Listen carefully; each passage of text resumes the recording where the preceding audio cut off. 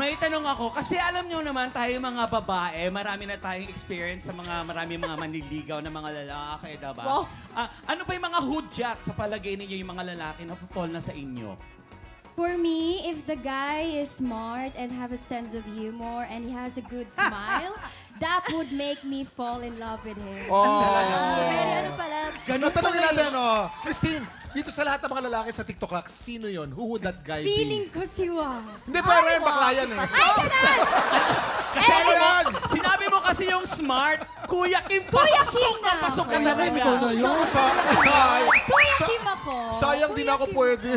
Sayang din ako Tabi-tabi na lang. Oo. Hot na lang, hot. Hot na lang. Sorry, hindi na pwede si Kuya Kim. Ito na lang nag-iisa matalino sa akin. Ano po si Bebe? O si Ses naman, si Ses. Tanongin nyo, si Ses. Ikaw, may love. Pagka mabigay sa gift. Ay, marigalo. Mabigay sa gift. Ay, mag-gift. naku, Kuya Kim, ikaw na naman. Ako na naman. Si Kuya Kim lagi. Ako na naman. Sayang din ako pwede.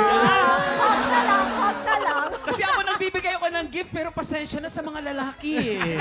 Tanungin naman natin sila kung sila ba madaling ma-fall. Yeah. Yes, ikaw.